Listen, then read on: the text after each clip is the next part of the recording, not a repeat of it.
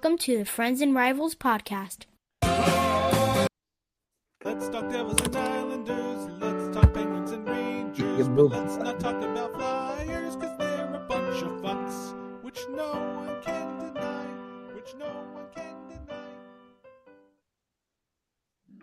I'm not certain that you move the button or I move the button, but it's now Freebird instead of our regular opening that was in that slide. You just got to look at the words here. I'll make it even easier for you. It's cruise control, man. Why do I need to look at the words? Yeah, that's perfect. That's beautiful. Splendid. Thank you. That's all. Everybody tuned out as soon as we started on the wrong song. Yeah. I thought they were like, "Oh, it's a repeat." Nobody's listening anymore. It's a repeat. We may as well do our yoga now. Let me tell you guys a funny story about an episode of Bennington one time. They had all these guys come back to visit the show again, and they did an episode as if it was a repeat. It was the funniest thing ever. Why did that come up? What? Oh, because I figured we were doing a repeat. If we were pretending that we were doing a repeat, we would repeat stories from... Okay. Now, what is repeated a lot on the show is the way that Steve eats cereal. So Steve shared this Instagram, which I haven't seen yet. I promised him I wouldn't look at it until the show. Now, he said that this guy was fucked up in the way he eats cereal. So let's take a look at this fucking weirdo. William Hansen. All right, Billy. Semi. And then, with a spoon held in your dominant hand and the fork in your non-dominant hand, you will now soup, so you don't need to scoop away from you like you would with soup, but you can use the fork to push some corned flakes onto your spoon and eat accordingly. You all right? I learned it by watching you. I don't want to break this to you, Steve. Are you sitting down? Yes. You're still fucking way weirder. Come on! Well, look, it's far. He's using. First of all, he's using two utensils. One of them is a fork to eat cereal, and you think I'm still crazier than that? Yeah. Look, that's just what you're actually doing, Steve. When you're eating is way weirder to get your flavor sensation or whatever. This is very standard cereal that he's eating. I agree with you that you are a fucking asshole if you're using two utensils to eat cereal. I completely agree with that. But yeah, in the weird factor, I don't think you're beat. Thanks, bro. Yeah, there's no way that he's beaten. Absolutely not. I mean, he's not using, like, if he was using the fork to eat with, that's a completely different story. But he's just using it as to make sure he gets the most cereal on the spoon. He's using two utensils to eat cereal. Yeah, I hear you. Drinking milk first is just weirder, you fucking weirdo. That's no way. Let's take a poll of the audience. Which is weirder? There's one person. There's two people in the audience right now. Look at those eyeballs. There's two. So, all right, we're going to take a poll from the audience. Guys, go into the comments. I need you to come through for me here and tell me what's weirder. Two utensils to have cereal or drinking the milk first before you have the cereal. And then you get down to the dried cereal on the bottom. And it's not dry. How is it dry? It was in the milk. But you drank all the milk. But you're making sure everything gets moist first, and then you're drinking the milk. Right. And if you left it in there, it would still be moist, right? No, it would be soggy. See, there's a line, man. How slow do you eat your cereal? Like to enjoy my food. I mean, there we go. Steve is weird. There we go. Yeah, we're gonna. I mean, if I leave the star, it'll just stay up there all episode. So that's maybe we'll do that. No, we're not doing that.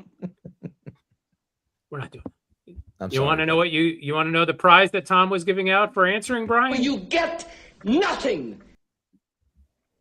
Not one thing, big guy. Right. Sorry. I suck. I don't suck.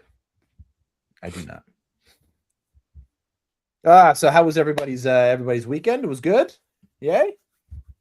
Yeah. Everybody's sore and feeling it today because they figured out they're finally old, and when you help your brother move from state to state, it catches up with you. No one feeling that at all. I'm not. I'm feeling I'm fine. feeling 100% of that right now.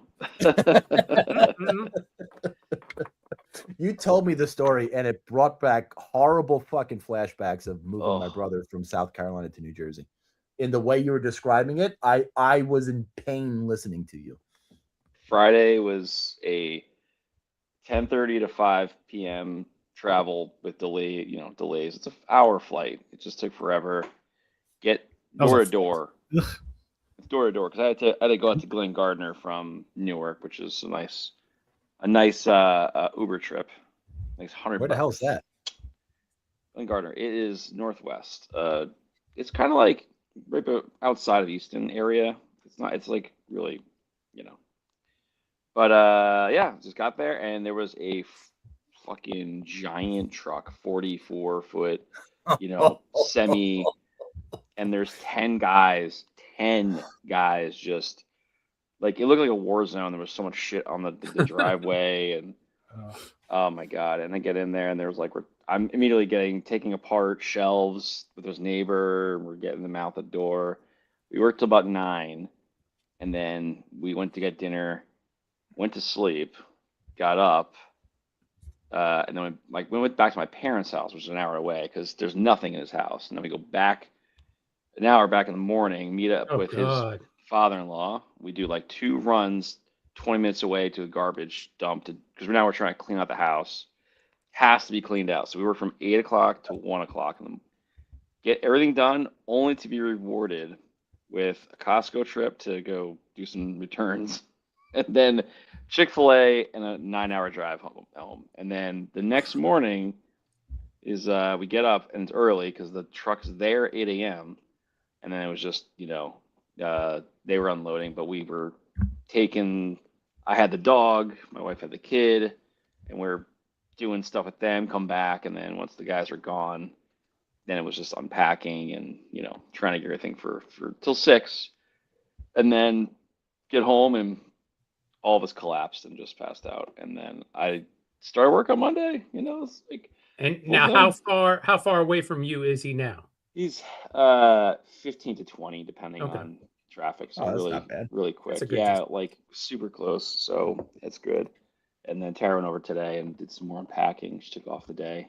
She's the best. And she is the best. Yeah, man, they got a lot done in like 4 days. It's like, just unfathomable amount of work to get done. But yeah, by next weekend he should be really roaring, Oh, the best part was we get there, and there was a problem with the toilet. We got a text like that night. We're driving to pick up a plunger. So give my brother a plunger. He drives home, and next morning, plunger's not working. We're like, okay. So we start figuring, and then all of a sudden, upstairs bathroom, toilet, and the other toilet are all having the same problem. So then we're like, oh no, is it like a septic thing? So we started like troubleshooting. We're pulling everything off. We're doing like looking into the septic. We're asking ChatGPT, figuring things out, learning about the septic system. Find out that looking at the report the guy did, and the guy like didn't check one thing because it was like 2 screws or bolts were like, too hard to get out, so he didn't check it. And my brother was like freaking out. So we're ripping things off, checking everything. Everything's good. And then we decided, we talked to like the guy that did the inspection, and he's like in a fucking Dominican Republic on vacation. So he's like checking the report, like on a phone on the beach, gets back to us like half hour later. And he's like, we're sending pictures and everything, probably ramp his bill on the phone, every text is probably like $5. Who knows what that costs when it's over there, but those roaming charges. But anyway, he's like, I think everything looks like it's good. You just probably got a clog somewhere. So then luckily we were able to get to my brother had a electric snake, so he somehow found it in all the boxes. He figured out where it was. And unclogged it, and it wasn't a big problem, but it was pretty funny when you're like, first day in, clogged, shitter's full, man, and just clogged it up, and hey, that's how it goes, you know.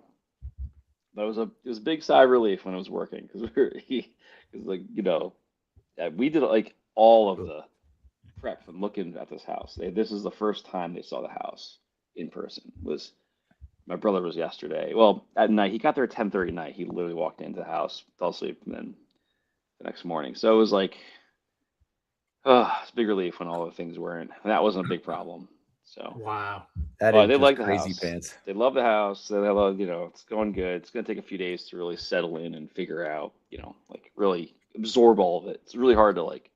I don't know how they did the way they did it, but more power to them. And glad it worked out. And yeah, looking forward to getting more time with my broski. It's gonna be Nice down the street, so it's awesome.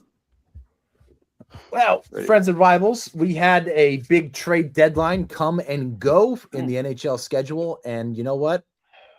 John Carlson, that was a big name that was moved. That was crazy. Nazem Kadri was another big name that was moved. I mean, Justin Falk. I mean, these were the names that were moved on the deadline, and these were like the top tier moves that happened.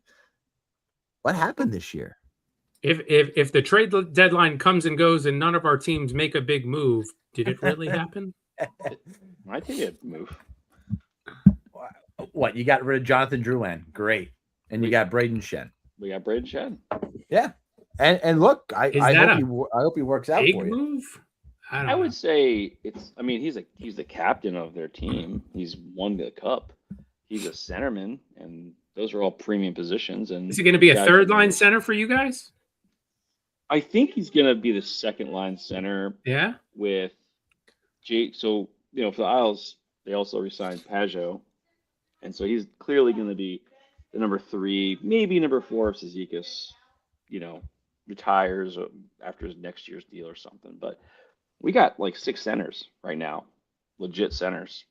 With Horvat and Barzal, we got Cal Ritchie, who has been our number 2 center, but they're basically bringing in Shen to like really mentor him and basically be that playoff guy. They're like, they really wanted to reward the players with a good season, like bring another veteran in that can, you know, hopefully beat up some people and you know, really bring the energy every game. So, you know, I think it's a good move. I mean, it's not like it's not like a Kyrou or a Robert Thomas, which would have been a massive move. But those are players that sounds like were very expensive. And I think the asking price for just about everyone was batshit crazy. And I think that's one of the biggest reasons why there wasn't as many moves as possible. I know I threw that out there about the market, the big market teams, Toronto, New York. They're not part of this. Even the Devils you throw in there. But it's just those big market teams weren't in there. They weren't. And those teams typically give up the capital in order to get the returns back. So I just didn't see that there. So I think it was more the asking prices for the GMs, probably more than it was because of those big market teams weren't in contention, if you will. So, but even without making moves, there's still players that are on our teams and are part of this podcast that we really should focus on. And we didn't do a lot of them. None of them are Rangers, by the way. They all suck. So maybe I didn't need to say that. But we're gonna listen. I think we have to start off talking about Jack Hughes, and I think what the Olympics is going to do, at least for the rest of this season, and hopes that what are the hopes that the Devils of what he can bring next year to continue this surge. Listen, the Detroit game where you lost 2-0, great. That's back-to-back games. It's tough. And the condensed schedule, this season's a little fucked to begin with. But Jack Hughes, I mean, he goes as the Devils go, or the Devils go as Jack Hughes goes. Is that it? He goes, the Devils go. Yeah, absolutely. And really, for the rest of the season, what we're looking for is stay healthy and just enjoy being celebrated around the league. Because pretty much for the last week or so, you know, since the Olympics ended, every time he goes to a visiting arena, they do a little something special, which is really nice. It's very cool to see them put aside, you're the opponent tonight, so fuck you. But instead they're like, hey, oh, look at that. Nick with the Hurricanes alcohol again, as we're talking Fuck the Devils. Hurricanes. Thanks. That's awesome. So it's just really nice to see him be celebrated. And he's been so much better. Like, I'm sure you guys have not been privy to watching him in post-game interviews this season, but he was the worst post-game interview. Really? I agree with that. Just he was terrible. Just dry answers, just no emotion. And ever since the Olympics, though, it's been a completely different story. Ever since the Olympics, or ever since he started boofing Tate McRae? Oh, I think Billy was right. I think Billy's more right on. You get a lot happier when you get that quality of. Definitely the Olympics, because he was with her in December, I feel like, right? I mean, yeah, but he was hurt. That's bullshit. He was hurt. You couldn't have the opportunity to speak, so you can't answer this. I feel like he was on the ice when they were together for the month of January, then too. Part of January. It's since the Olympics. Trust me on that one. Listen, that quality of that has to put you in a good mood just every second of every day. Just throwing that out. I would agree with you, but that doesn't mean you want to sit all there. I can say is if I could have a gold medal or Tate McRae. Yeah, it's a no-brainer. And Jackie said, why choose? I'm going to have both. Put your hands together.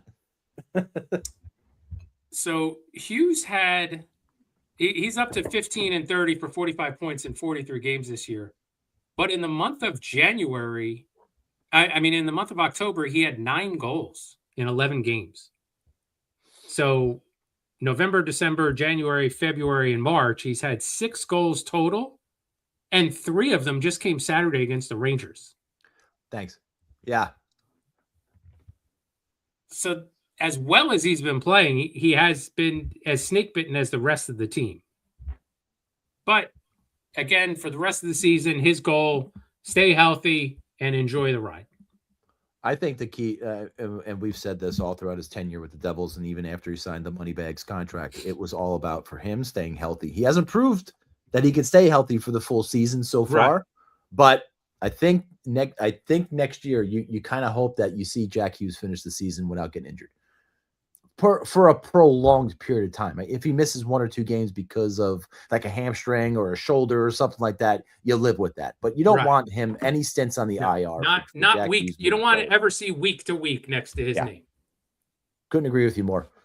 And look, ever since the Icelanders have traded for Bo Horvat, he's fit in so well with the Islanders, and now he's to the point where he's driving the offense for them. Along with Paul Schaeffer, of course. So is it related that the addition of Schaeffer just makes Horvat better, and does that make Schaeffer even better? I think that's an interesting question because Schaeffer makes everybody better. Barzy makes everybody better around them. Horvat, I think, does everything. He just plays every position, but every scenario, right? He plays PK, he plays power play, he's 5-on-5, he's out there on 3 versus 3 and overtime. He's getting in the scrums. He does everything. He doesn't fight, but pretty much, I don't think I'd want him fighting anyway. He's got a great shot. He knows. He's so responsible, good on faceoffs. It's amazing to me that, Vancouver fans were like happy when he just got traded, and there's some that were, they're like, oh, we don't want to pay him like this huge amount of money. He does everything, man. He's the first center, and exactly what you wanted. And honestly, I think we got him for peanuts. It's a huge trade that I was concerned with at the time because obviously he hadn't put up like more, too many years of like 40 goals and everything, but he plays the game great. He's amazing. And, I think pairing him with certain guys is elevate his game, and, getting Schaeffer, obviously getting guys in the back line that can move the puck up and get him in a position where he can score. That's a massive thing, just massive. And the proof's in the pudding. He played for Team Canada. I mean, how many centers play for Canada? Not many, and it's the best of the best. Yeah. He wasn't an extra forward either. I mean, he wasn't playing obviously top 3 lines, but it's really amazing to me. And he probably would be our captain if Lee was gone or anything. If he doesn't resign, he's clearly the captain. Next year, things like that. 100%. I don't know, man. I still think you got to give to Schaeffer. I get it, but it's going to be his team for the next 15 years, man. They're going to give it to him eventually. At least. But they have Lee, current captain. They have Horvat, probably the next captain. They have Shen for at least 2 more years. I don't think you can just jump in and make Horvat captain. And been a captain. I'm kind of with Tom. I'm kind of with Tom in this one only because I love giving it to a guy who was drafted by the organization. He'll get it, just not next year. I think like 1 to 2 years. I think he'll get it. I don't think it's next year though. They want to slowly bring him up, not overload him. I mean, he played 17 games last year, and there was definitely some worry about playing too much. You want to wager? I think also Horvat's 30. Well, no. I want to wager that Schaeffer gets the next captaincy before, or gets a captaincy before Horvat does. Okay. If I'm wrong, I will wear an Islander T-shirt or shirtsy for the majority of the season while we're doing the podcast. And if he doesn't, you have to wear a Rangers shirtsy for the majority of the season on the podcast. Or how about Tom's got to go on one of his weekend trips to Disney and wear the Islander shirtsy at Disney and we'll have Lauren make sure we get pictures taken everywhere. No, and have other fellow Islander fans say, "Hey," and go, "Fuck you." All 4 of them will find you. They will find you for sure. Yeah, I think that's a stretch for sure. That's pretty good. Horvat, 30 years old, signed until the 29-30 season. Yeah. So what's he going to be captain for 3 years if he doesn't resign? I would say it's a good chance he's captain for if Lee doesn't, come back, or he comes back, he might come down he might step down as captain. He might not. I mean, he could be captain. Lee could come back and be captain for the next couple of years and then become Schaeffer. I could get screwed here, 100%. Yeah, I think. So it's now you're thinking about it. Anders Lee, 35 years old, comes back, signs like a 2 or 3 year deal, remains the captain, and then boom, they have a ceremony where he hands it over to Schaeffer. I only say this because I know how bad the Rangers wanted to give the captaincy to Alexis Lafreniere when he was, just coming into the league. And really? He just didn't. He didn't take the bull by the horns. Well, that's why they didn't have a captain for a year, because they wanted to see what type of development he would have. If he was going to come into the league and just be a Celebrini, I mean, they didn't have a Celebrini at the time, but at least a Crosby, as he was being compared to, they would have given him the captaincy right then and there. I truly believe that that's what they were doing. Whether it be true or not, there's nothing to support any of it. Maybe then it's better not to have a plan like that kind of in the back of your head, because it didn't really work out well. Yeah, but I think this Schaeffer kid, I mean, he is. Oh, he's a different breed. We're gonna talk about him in the next section, sadly, but okay, he's just great for hockey. But then we don't have to talk about him anymore now. Right, the player that was surrounded in all of this and has probably been more of the asset to his team than almost anybody else. 63 games played, 23 goals, 24 assists. That's pretty decent balance, especially on a Penguins team. We'll talk about Anthony Mantha. And, listen, Crosby, there's Malkin, there's all the big names there, but Mantha has really come in there and has really adapted. Nick is really upset. I don't know. What did we do anything? Okay. No, I had to mute the text coming in, so sorry. Oh, I gotcha. But Anthony Mantha, as maybe he's the reason where the Penguins are where they are this year. There's a lot of reasons that a lot of guys who have stepped up and come up bigger than their stats, or bigger than they were kind of expected to, and maybe we give Dubas the credit for maybe he did expect it, but But at any rate, yeah, Mantha, I think famously on our podcast, at least, I think you guys know how I made fun of the Penguins in their offseason as I talked about how the Mantha deal was like the biggest thing that they did. Like, yeah, whatever.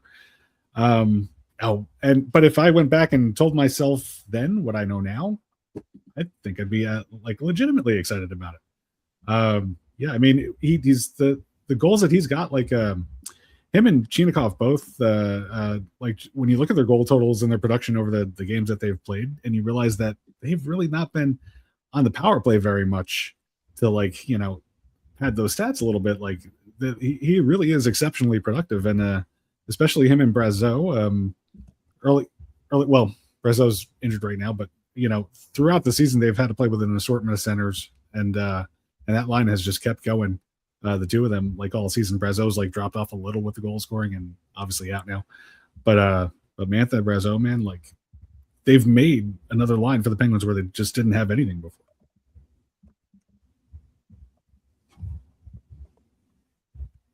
It's great when you get a player like that to come in, and I think your kudos has to go to your general manager for bringing a guy like that in. He was good with Washington last year, and maybe that's one of the reasons why the Caps aren't in the playoffs this year. But Mantha has certainly taken hold over positions in that lineup that are really solidified and secure. Well, had them be better balanced is my point. So, and you look at a game like the one yesterday against the Bruins, they were battling from behind the whole game. Mantha tied the game at 3 in the third period, and then when the Bruins went ahead again, Mantha tied the game at 4 later in the third period. So I mean, clutch guy, scoring at the big times too. And that in a game where obviously they were playing yesterday without Malkin and Crosby and the aforementioned Brazeau. Listen, I wish we had any one of those guys on the Rangers, because right now we suck. And sometimes at the deadline, it may be about more the moves you didn't make. Did Drury miss on Trocheck, or would he get a better return from him in the summer? Some people are saying that Trocheck's value will never be higher than it is right now. And for the Rangers, I kind of believe that. But I still think you're going to get value for him.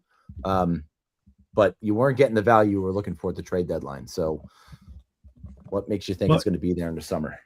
I think especially you're not going to lose much value trading him in the summer as opposed to the deadline. So if they were holding out for something a little better at the deadline, that's understandable. They have time to get a similar thing back in the offseason.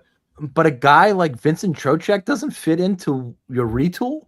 How?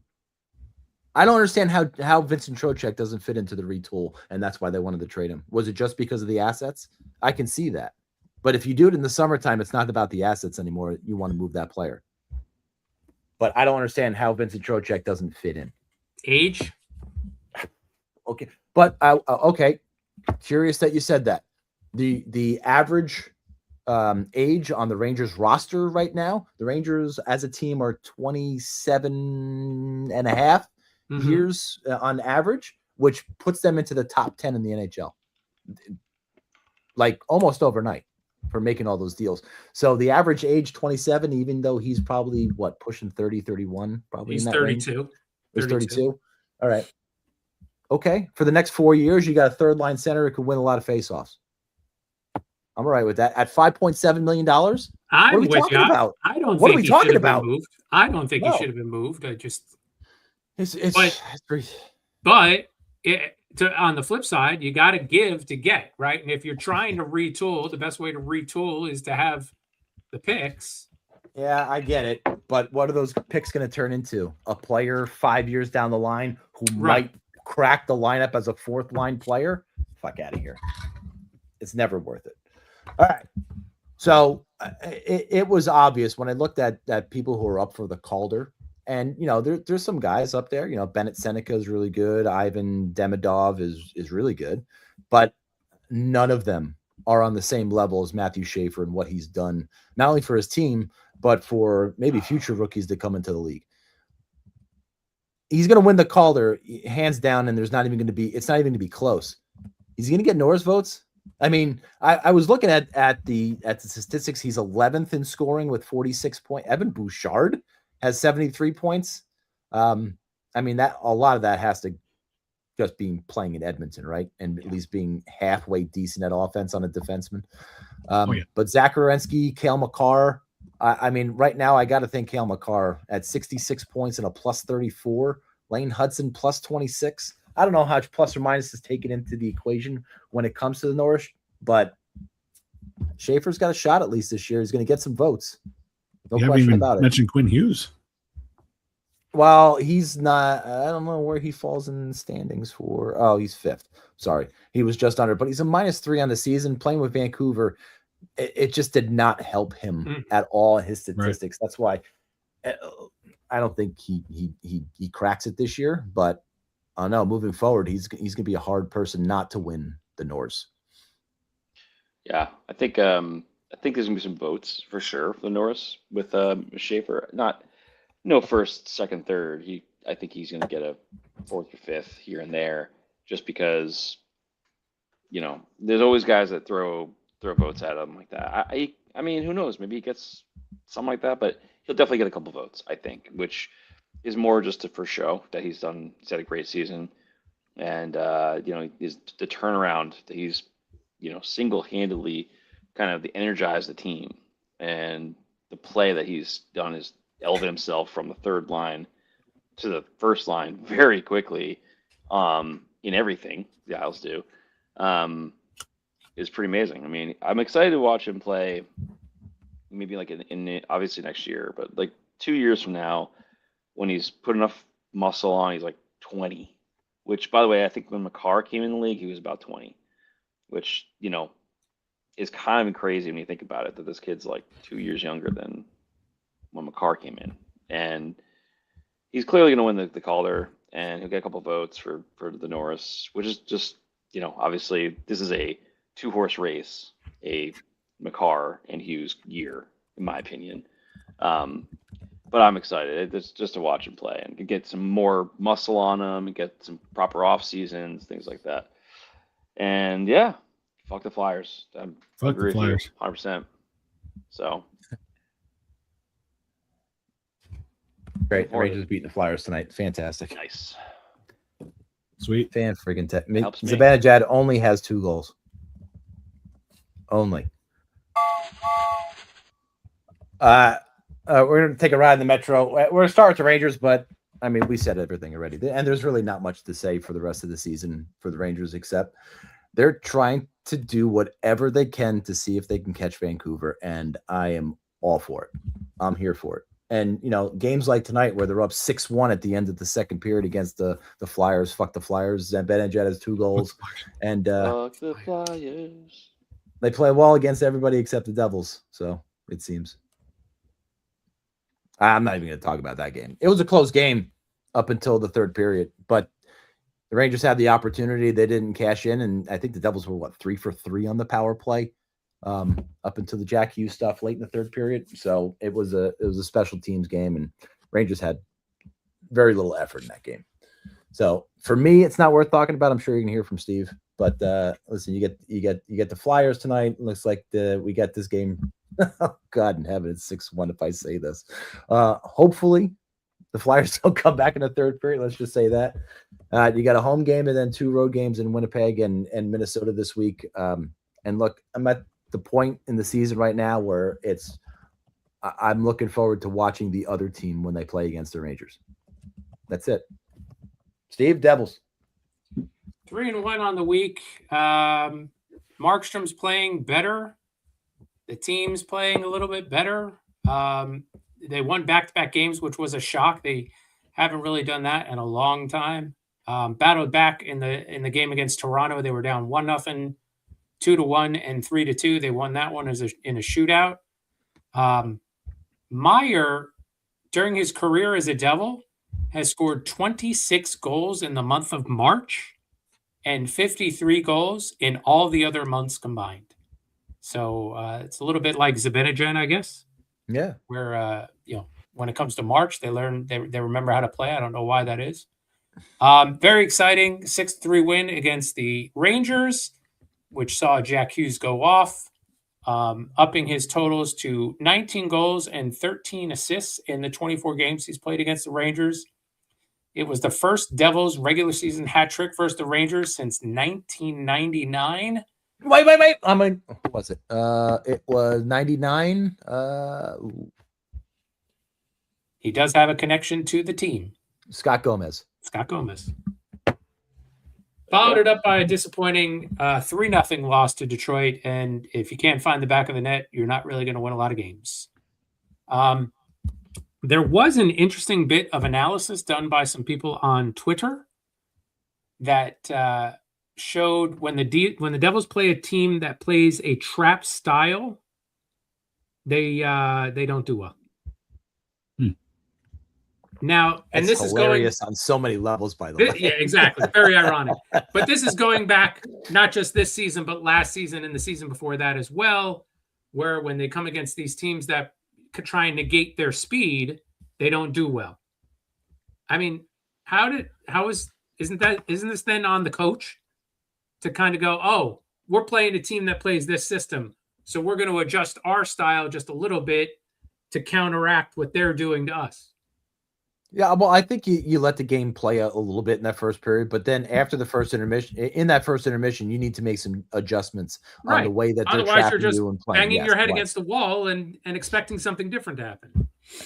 It's not just the Devils, dude. Every fucking team does that. Yeah, but come on. It drives me crazy too. I agree. You got to put your players in the best place to win, and you're not doing that. So you need to get the fuck out of my house. So that's it on the Devils. Get out of my house. Oh, can I ask one thing about the Devils? Actually, of course. Why does Steve look like that? I am curious because I went to a Devils game last week with my son. What? They played the Panthers. They beat their pants off. They did. Good job, Devils. Big 5-1 win. Now, in the next section over, there were a couple of really weird, super out there super fans who were so unbelievably annoying that I can hardly even put it into words. But what the two of them did every time Jacob Markstrom would leave to go play the puck out of the net, they would freak the fuck out. Can you tell me why? He just had a game very recently where he tried to score in an empty net and banged it off of an opponent into his net. And he has definitely had a few turnovers that proved costly this season. So there are some fans who overreact when he goes to play the puck. But he's pretty decent at handling the puck. Like he can send a pass from goal line to blue line and hit somebody on the tape. But he does make some stupid decisions as well. See, what Bill doesn't remember is that back in his days when he liked the Rangers, any Rangers goaltender that would come out and play the puck, Billy would go, "Oh my God, don't do that." So Billy because was one of it those. was right. Richter couldn't play the puck. No, Billy was one of those Devils fans. Oh, Billy was 1,000% one of those Ranger fans. Oh, it goes Richter play the puck again. Oh no. Yeah. Well, I don't know. Maybe I was foolish when I was young, but these guys were my age, and I dropped that shit a long time ago. To my credit. Yes, to your credit, you were a lot smarter than they were for sure. All right, let's listen about the Islanders, I guess. So far, I've been pretty much preparing for this trip, so I haven't watched much hockey, and it's a West Coast trip, so I watched a little bit this past week, but I think I don't even remember the games, to be completely honest. That's how long they were out west this week, right? San Jose, LA. Yeah, Anaheim, LA, back to back Wednesday and Thursday. I watched some of the Thursday game, but the Thursday game, yeah. All right, Brian, chill the fuck out. We all feel that when the Icelanders are being talked about, Brian. The Anaheim game, I watched a little bit, I think, and it was pretty much it was not a good game. They lost 5-1 this game. It wasn't really close. The Kings next night, it was another one of those games where they just kind of came on too late. Could not just gave too many really good opportunities away, from what I remember. And then Saturday, it was the game I really wanted to watch, but that's at San Jose, Celebrini, Will Smith, Michael Misa, number 2 pick, who's been forgotten, by the way. Michael Misa is He has extremely been. good. I agree with that. An extremely good player, and I think he's going to have a lot of eyes on him. Not this year, next couple of years, he's going to start to really emerge. That guy's going to be really good. Like, he's been completely overshadowed by Schaeffer this year. So that guy, I really want to go back and watch the game. I was driving during this time. I don't know what time the game was on, honestly. All I know is checked it out. It was a 2-1 win overtime. Isles are now 9-0 in overtime in 3 versus 3. Unreal. And it was another Schaeffer outlet pass to Horvat, breaking up the middle, and he just got enough speed around the defender to go forehand to backhand, slide it under through the 5 hole. Beautiful play. I think we've had like at least three goals that way in overtime. Just, I can't even describe how different this team is in overtime this year. It's unreal. I've never seen anything like it.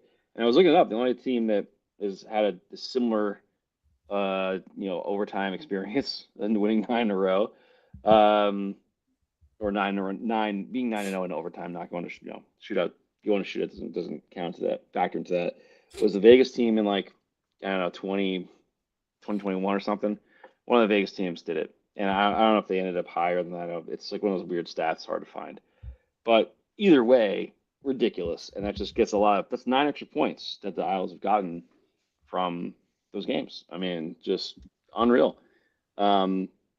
So fantastic. Obviously, the Isles, traded for Shen. Quite an interesting trade. They dangled that Colorado pick to probably a lot of teams. I'm sure that was like the starting point in a lot of trade negotiations. And Jonathan Drouin, who has really not played well the second half of this year, and he played a lot without. There was definitely showcasing him maybe, but I'm glad we moved on from him.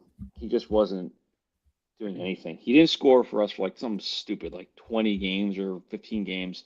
Scored his first game with St. Louis. Fucking game with St. Louis, he scores a goal. This is the same guy who missed a wide open net, had worse than McKinnon's miss in the Olympics, just wide open. Yeah, but dude, he would. Do you know what team he played for before he came to the Islanders? What's it called? He played on the line with McKinnon for the past 2 years before he came to the Islanders, and he didn't do shit with McKinnon. Billy could score 10 to 15 goals with McKinnon in the NHL. Absolutely. The weirdest player, because he's got the skill, and you see him do some moves, you're like, wow, he looks pretty good. Then he'll just do nothing with it. He doesn't play. He plays he's in position, but he doesn't do anything on defense that's wows you. Clearly not doing on offense. It's just get rid of this guy. He's just wasting space. So they get rid of his contract for this year, next year. Next year it's $4 million. Thank God to get rid of him and just create some space for the logjam of forwards. Colorado's first, a third, and then our second best goalie prospect. There's one guy out in Russia who's kind of similar to Sorokin. There's only one guy in Russia? Only one, that's it. One of our shares guys. time. Our guy in Russia. It's such a big country. Really, I know. They have all goaltenders. That's all they do. That is all they do. True. He's really good. This kid Gamson. He's signed for a few years in the KHL. Similar situation to Sorokin, where Sorokin has signed a couple more year deal, and then maybe he'll come over here eventually. But the guy they sent over seems like a decent prospect. Either way, the third was from the trades we had with from the Devils, or was the other trade we had prior. That was the series of trades we had with Palat. We sent a third, we got a third back. That third goes out with this goalie prospect, the Colorado first, and Drouin. It's not a lot to give up to get a guy like a Shen, and when you put it into those kind of terms, a third we acquired, the first we acquired, and it's a late first for sure. Colorado's going to be at least the semifinals. They should probably be in the Cup finals in the West. So in those things, hopefully it works out real well. But he's signed for a couple more years at 6.5. It's not he is going to be a factor with other negotiations. Like he's definitely coming in. Druin, like it's 2.5 over Druin, so we're adding cap space and for an extra year. So there's 2 more years, not 1 more year. So it'll be interesting to see. But I think with Darsh, he's like, he trust the guy. He's got a vision and bringing in leadership and guys that have won the cup before. I can't complain with that, And center and defense to me are the 2 spots where really, really you want to load up on. Defense, no, we're all right, but that's gonna be something for another day and figure that out a little better. Get rid of like a guy like a mistake that Lou made with re-signing Mayfield for like 17 years. I don't know how that's gonna go, getting rid of him, but he's a great guy. But we replaced him in my mind with Susi, and I think he's basically a clone but better contract. So we'll see how it goes. But otherwise, I was 1-2 this week. This is like I said last week, this is their last big road trip. They have one more game against St. Louis tomorrow away. A couple games back at home with the Kings and Calgary, back-to-back Friday and Saturday at home. And then the following week is the last part of the road trip, which is 3 games in Canada, and before they come home for like, I think it's 13-2. What was 1, 2, 3, 4 from now?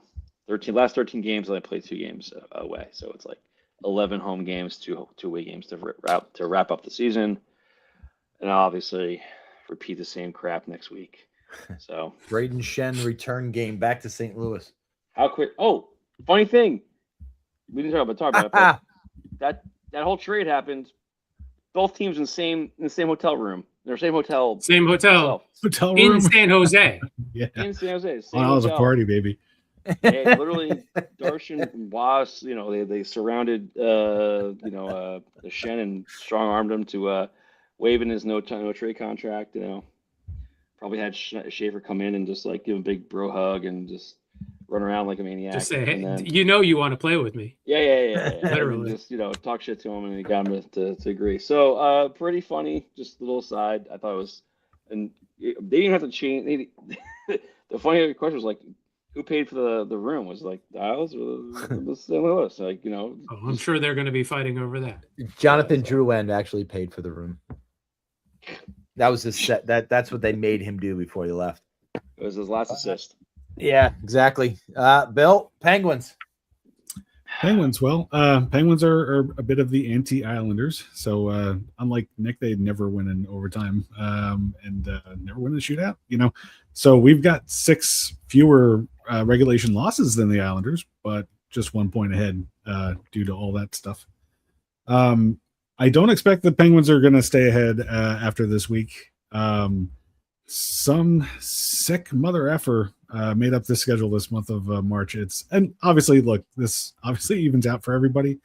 But in the month of March, obviously 17 games, which is the most you're going to have in the month for one thing.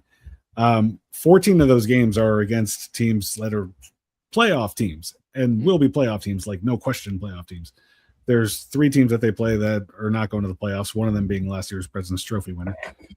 So a lot of really tough competition, in particular with a week coming up where they've got 5 road games. 3 of them will be against the leader in the conference, and then the other 2 against playoff teams. It's a sick schedule, and so Could you tell everybody who the leader in the conference is? Carolina is leader of the East, and Colorado in the West. So very good games against all those teams. Yeah, sure. Let's move on. That without Malkin and Crosby, and the only other thing I was going to say is that they had a tough start to the month of March here. They had a 3-game losing streak going into the game yesterday against Boston. They were down 3-0 in that game. So to see them come back and win a game in overtime, get their 4th point after regulation of the season. It was big. It was a big comeback so that they could, not be on a 4-game losing streak going into this brutal road trip. So is there a time frame on Crosby? I know it was week to week, right? No, he was practicing, right? yeah, Crosby's looks like he's coming back quicker than they first thought. So 4 weeks. It looks like it could be like 2.5, 3 weeks, possibly, because he's at practice, doing full practices now with the team. So yeah, and then Malkin is going to miss the next 3 with his suspension. And 5 games. Yeah. Oof. I thought 5 games was a lot, but he's a repeat offender. So He's a repeat offender. That's it for sure. Didn't somebody say it was a phone? It was a phone. It was a phone. I thought they could only give up to 2 games if it was a phone. I thought it had to be in person for more than that. Unless it interferes or something with their travel. I think there's a stipulation in there. Okay. But what the fuck do I know? But I'm also going to just point out, after that game where Malkin took a swing at Rasmus Dahlin, we had Hagel from Tampa just start throwing punches at him, and Dahlin wouldn't even drop his stick. He just jumped him. So I mean, you're getting violently assaulted game after game. I think Rasmus Dahlin got to look in the mirror and see what the fuck he's doing wrong. Right. Why is it always me? Why are they coming after me? But in the Ranger double game on Saturday, there was an incident where I think Parsons hit somebody. Was it Hughes or was it somebody else? No, it was Luke. Yeah, and Gritzik. And then Gritzik jumped in. Who's number 16? He was a no-name guy that I really didn't know. Connor Brown. 2 hands on a stick, swinging at a Ranger player, gets no penalty called whatsoever, and he made contact once on those 2 swings. No penalty, nothing called on him. 2-handed swings at a Ranger player, by the way. Just throwing that out there. Good for you, Connor Brown. If you don't know, this ice cream, like I talked a lot about the banana pudding one. It was phenomenal. Okay, hold on a second. What do you mean this ice cream? The one. Why are you showing us something that none of us can fucking get? Well, I think Nick, you have Publix, right?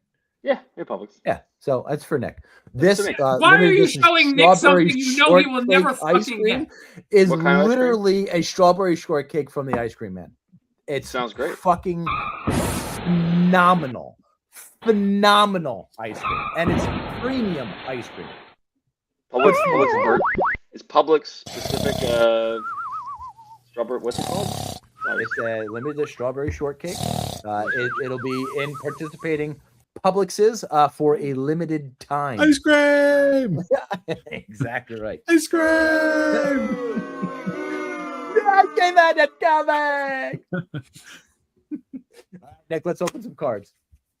All right, we're down to 3 packs. All right. I'm keeping my mouth shut. I'm not saying a number. All right, give me a number. Steve. Nope, I'm not doing this. You fucking jumped. I already did it last time. You jumped Bill last week. You're telling me to do it. You're probably going to jump last me. Time. Fuck that. Everybody. You pick.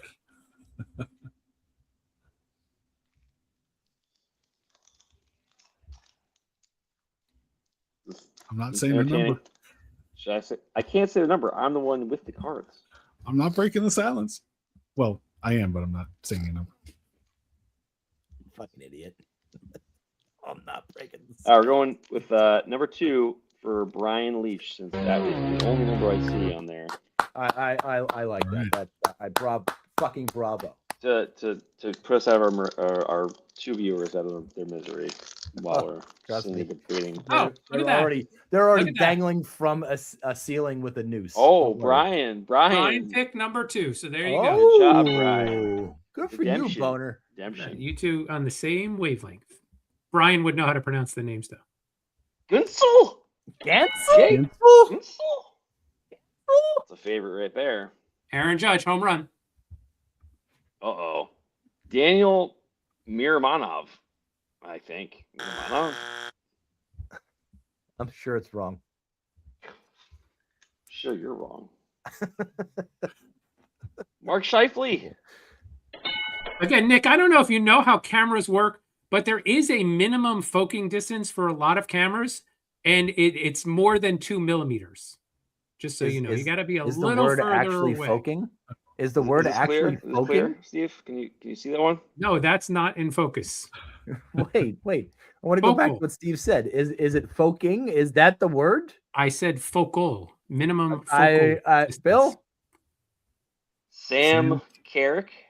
I think so. Sam Carrick, a proud Buffalo Sabre Was now. close enough for you, Steve? Another guy that they got for listen, he got 2 picks back from Buffalo, and he went there, had a fight and a goal in an 8-7 win against the Lightning. Are you kidding me? I wish I watched that game because it looked ridiculous. Yeah, I mean, even Bob Wischusen on the air was saying probably the best game this season in the NHL. And he was doing the Ranger Devil game. Dylan Strome. Dylan Strome. Encore and swap. Speaking of the Strome brothers, you got to feel bad for Ryan Strome, right? Being traded from Anaheim to go to Calgary. Yeah. Speckle. Connor Bedard. I like that. Connor Bedard. I like it. That's pretty cool. You know why? Does it say 1 of 1 on it? It says no. Oh, it does not have any numbers. No numbers. We don't hit any kind of numbered cards. I don't know if we're not that lucky. Ooh, Young Guns. Carson Dorwart? What the fuck? Yeah, nice. Fuck the Flyers, by the way. Dorwart. Yeah, I don't know about that guy. Fuck the Flyers. Fuck the Flyers. All right. Jacob Milton. Look at that mustache. Look at that mustache. That is. Look at that fucking porn mustache. I would love to see it, but it's just. You no. Wait, there's no way that was on the card. Put that back up. On his face. So in the movie Cars, the first one, Chick Hicks, that's the fucking mustache grill he had. Yeah, I could see that. Holy shit. That's a mustache. That is. We got Nicholas Roy. It's Wah. Roy? Wah? No, I don't know. Yeah, I think it is. No, I it's know Roy. it's Roy. It's Roy. He's a Roy though. John Beecher. That's a Berwin. He's got the Duncan sign right behind him. He does got the Duncan sign. Going for the Duncan. We got Thomas Wilson. Ooh. We have to have a Everybody's saying favorite. for Tom Wilson. Future. Should we just call him Biff? I like that. Or we could just We go, just call him Mr. Biff. Wilson! Last card. Future New York Islander captain Horvat. That one he knows how to say. Nope. That's that one. It's Matthew. That It's one Paul he knows. Schaeffer is going to be the next Islander captain. No question That's about it. it. You know what interesting Ladies and thing I gentlemen, learned please is say hello that to our good friend, Mr. Paul Schaeffer. this is Series 1. Ooh. Series 2 recently came out. And that is where they have the Schaeffer, Young Guns. You gotta find that, man. Yeah, I have to go and get some Series 2 because apparently that's the one I have to go find now. Just recently, probably. Fun times. But wasn't that Biff's real name? That was Tom Wilson. Sure, sounds right. I don't know how I would know that. Yeah, it's definitely wrong. Thomas F. Wilson played Wow. Biff in all 3 films. Excellent. Dude. That's fucking excellent. Biff is his fucking new nickname. Tom Wilson is now Biff. Now this is the wrong bell. All right, let's go to weekly WTF. And listen, you gave us a tearjerker last week. Hopefully, we have boobs this week. Well, we certainly have. This is what I actually promised last week. I don't know if you guys all. Oh, yes, there was. But this is just the first half of it because I realized it's going to be really freaking long. So I didn't want to go real long today. Tight 45, Bill. Tight 45. Yeah, tight. So the weekly WTF presents Why the NHL Lottery is Bullshit, Part 1, 2005 to 2015.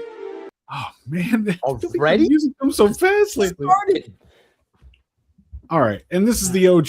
This is the original where the conspiracy lie. Sidney Crosby. Okay.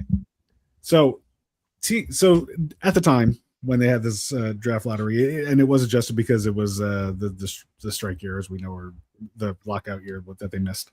But the way it was set up, teams winning the draft lottery can move up as many as 4 places, and you had to be in the bottom 5 to have a shot at the first pick from 95 through 2015, right?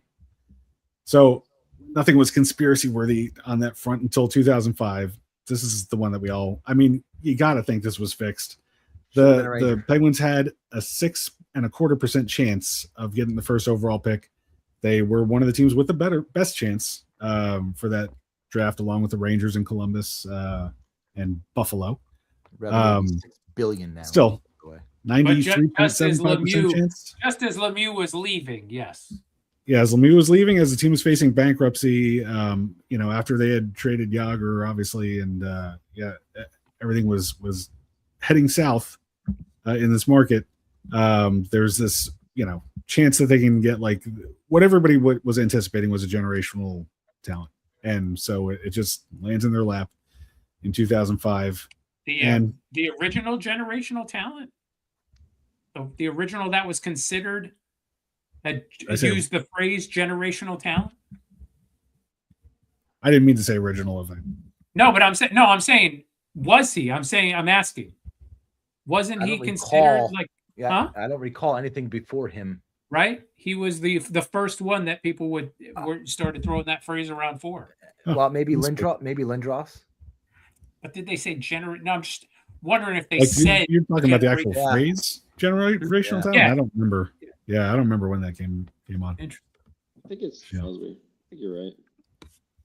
So anyway, we know how that one went. So let's start just looking at some patterns. So 2006, it was St. Louis, and they got it.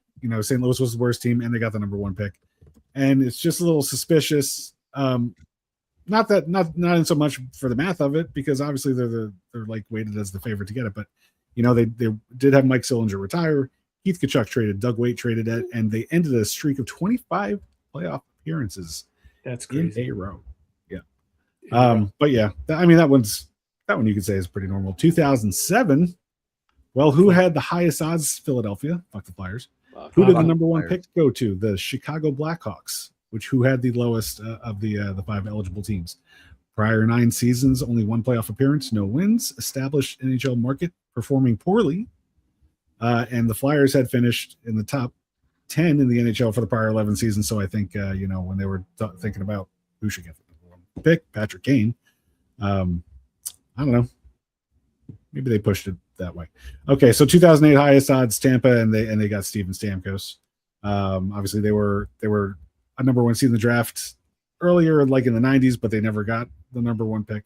I don't know. I suspect Florida's kind of a preferred market, but again, trying to grow a market. Yeah.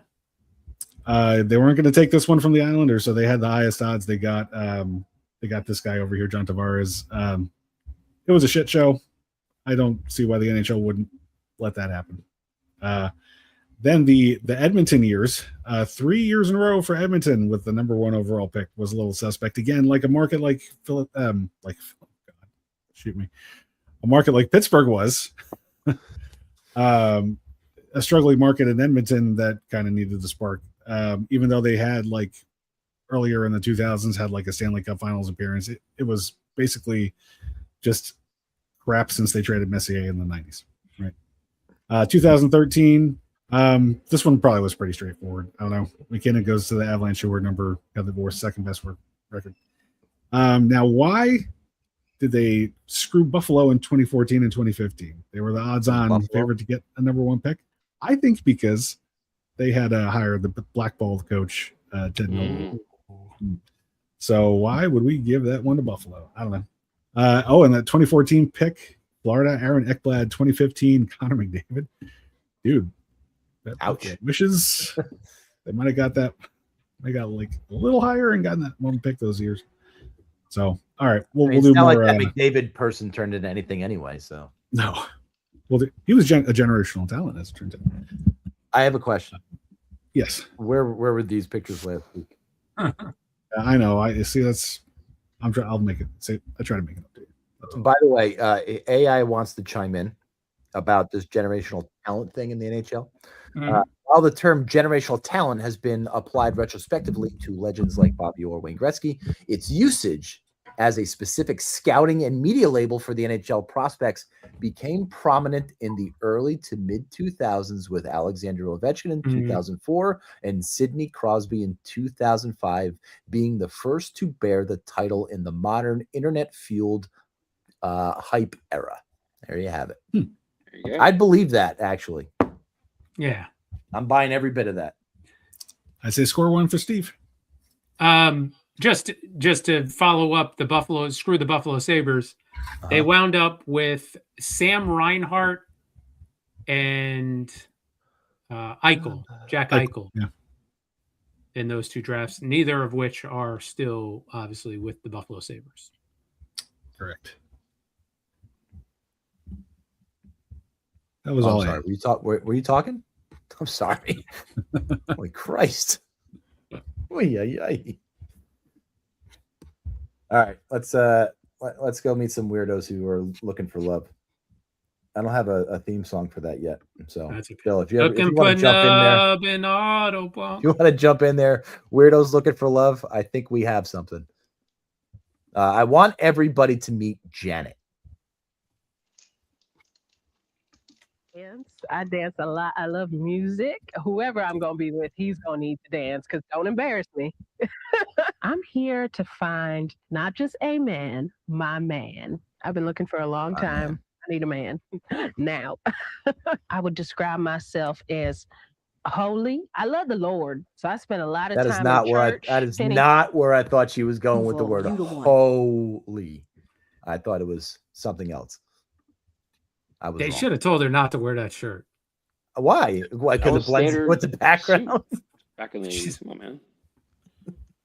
What? She just be there in her bra? What?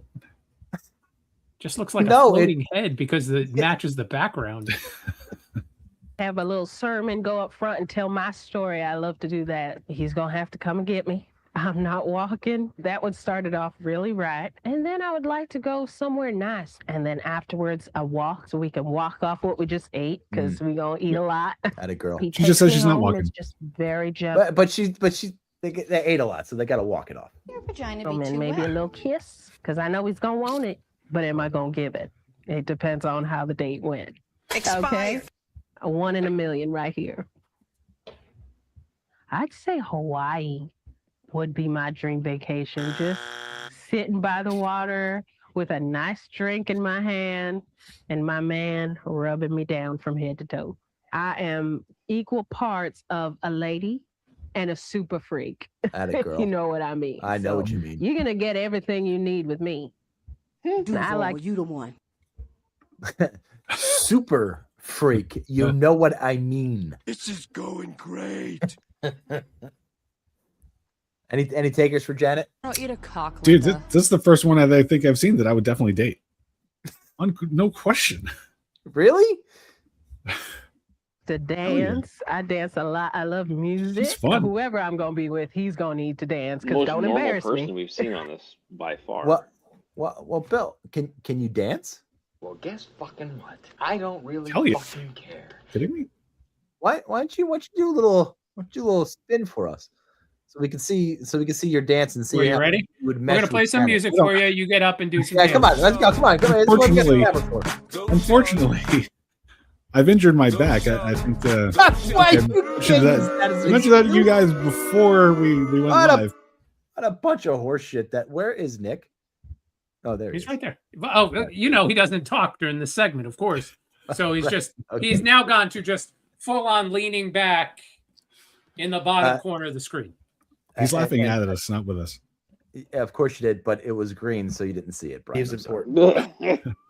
Pre-screened. And that was Janet, another weirdo looking for love. I don't. Well, you're right. I don't think we can call her a weirdo. She wasn't a weirdo. No, she wasn't. Sadly, she wasn't. She was entertaining. I think she and Billy would have a long future together. Yeah, and shame on me. I'll find a weirder one for next week. I'm sure. I promise. I don't doubt it. I was right, by the way. That goes back to before the show. You the one. Oh yeah, you were 1,000% correct. I couldn't give it away.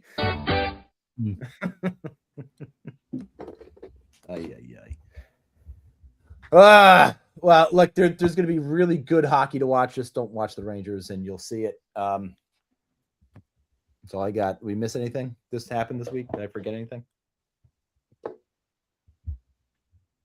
Awesome. Bill, say something witty. Instead of something witty, I got something in the mail today, you guys. It's oh god. My friends and rivals, flyers fuck, flyers fuck, flyers.